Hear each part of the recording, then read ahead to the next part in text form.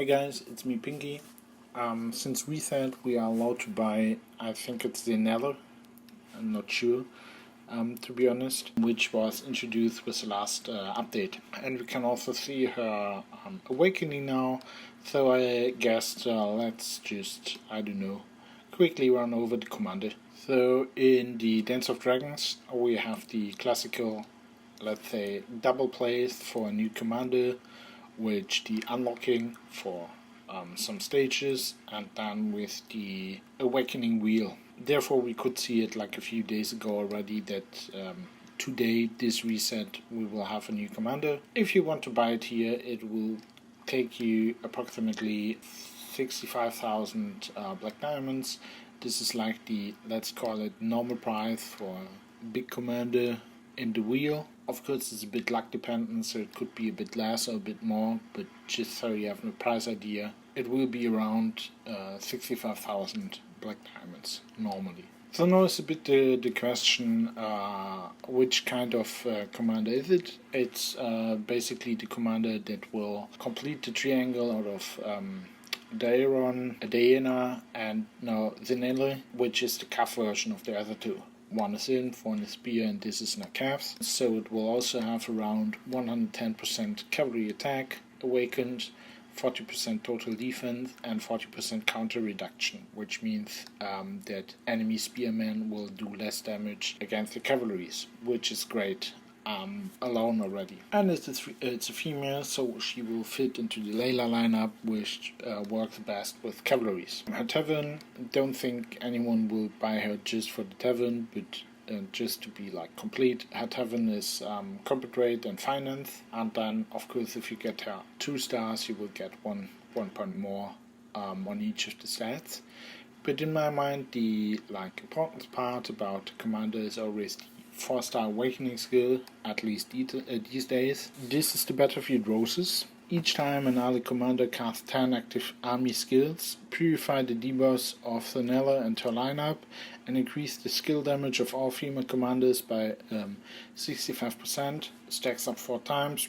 Purification can dispel the debuffs Silence, Bleed, and Disarmed. Let's go with the Purification first, because Purification only works on herself. So, for example, if you silence the lineup Senelle is commanding, then it will be unsilenced, so she can attack again. If she gets disarmed, she will pick up her weapons again, and if she is bleeding, she will just aid it to fix it. Basically, she can buff herself, remove the debuffs from herself. Then there's a thing which is, I think, not really clear, because you could understand it in 2 ways. Each time another commander casts 10 active skills is not you need the same commander to attack 10 times, which would make it a bit unlikely that she procs. It's just every time any of your commanders activates the 10th attack, then she will cast her buff after it. As you see, there's plus 115%, Y plus 115. Well, in the report doesn't show the initial 50%, which are coming from the Red Dragon skill and from the castle buff. You can get 30% and 20%, and added on 50% you have 115%. This is the first stack. So just that you understand, if you have the castle and the dragon, like in this example, your commanders are doing 310% damage, and then you get 65% more, so they will do 375% damage. This is like important that you understand it. It's 65% on the number you already have and not multiplied with 65%, which would be a lot more and a lot stronger, and it would be nuts. Here we have another example of the same commander hitting straight after another, so you can see the damage rise is around like 20%, and this is the second stack.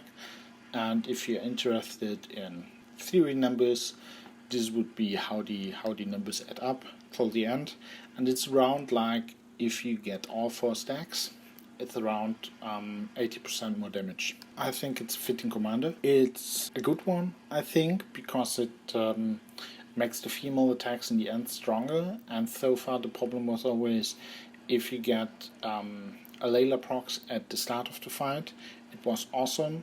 and if you get them in the end of the fight, they were not as strong because your army size was smaller, so the hits were a lot weaker.